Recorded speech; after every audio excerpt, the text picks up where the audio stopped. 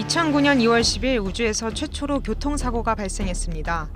미국과 러시아 위성이 충돌한 건데요. 충격으로 엄청난 파편들이 생겼고 이는 모두 우주의 쓰레기로 남게 됐습니다. 최근엔 우주 쓰레기가 대기권으로 진입해 불타는 모습을 별똥별이 떨어지는 모습으로 착각하는 경우도 많은데요. 우주 쓰레기는 무엇일까요? 지구 궤도상에 버려지거나 남겨진 쓸모 없어진 것들을 모두 우주 쓰레기라고 말을 합니다. 우리가 지상에서 관측을 통해서 우주 물체를 세면은요, 한 5만 7천여 개 정도가 발견이 됐어요. 다행히 한 반 정도는 지구 궤도로 떨어져서 사라졌고요. 현재 한 2만 7천여 개 정도의 우주 물체가 남겨져 있습니다. 근데 그 중에 약 80%가 우주 쓰레기라고 보시면 되는데요. 매년 수천여 개의 인공위성을 발사하고 있거든요. 그러면서 인공위성의 개수가 늘어나다 보니까 우주 쓰레기의 비율이 좀 줄어든 것처럼 보이긴 하지만 실제로 아직까지 굉장히 많은 수의 인공위성과 우주 쓰레기들이 지구 궤도에 남아 있습니다. 우주 쓰레기가 지상으로 떨어지면 사람들에게 직접적인 피해를 줍니다. 1978년엔 해결료를 탑재한 소련의 정찰 위성이 추락하면서 캐나다 북부 지역이 방사능에 오염된 적이 있었는데요.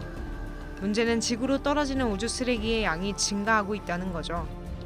당시에 이제 지상으로 떨어지는 우주 물체들에 대한 수가 그렇게 많진 않았고 알려진 것들이 많진 않았었어요. 물론 많이 떨어졌겠지만 그런데 최근에 들어서 사실 매달 한 100에서 200여 개 사이의 우주 물체들이 지상으로 낙하를 하고 있습니다. 한 3년 전만 해도 한 3, 40여 개 정도였거든요. 그래도 한 7, 8배 정도 수치가 늘어난 상황이고 또 작동 중인 인공위성이 우주 쓰레기와 부딪히면 생활에 필요한 여러 기능들이 마비됩니다.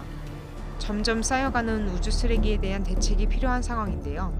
첫 번째는 자연적으로 우리가 조정을 해서 폐기 궤도로 또는 대기권으로 떨어뜨려서 처리를 하는 방법이 있고요. 이게 이제 수동적인 제어 방법이고요.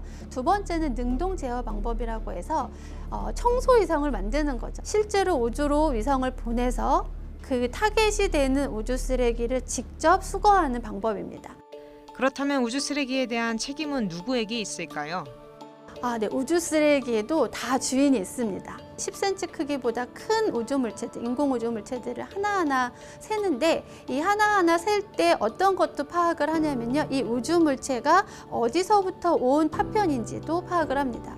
다른 나라에 피해를 주거나 다른 운영위성에 피해를 주는 경우에는 그 소유국이 배상을 하도록 우주법에 정의가 되어 있는데요. 아직까지는 권고사항으로 되어 있습니다. 이 우주 쓰레기를 어떻게 처리해야 된다라는 법은 사실 아직까지 이렇게 규정화된 법이 있진 않아요. 인간이 우주로 나아간 시점부터 우주엔 쓰레기가 쌓이고 있습니다. 지구 밖에 쌓인 쓰레기가 이젠 사람들을 위협하고 있는데요. 지속 가능한 우주에 대한 고민을 더는 미룰 수 없는 이유입니다.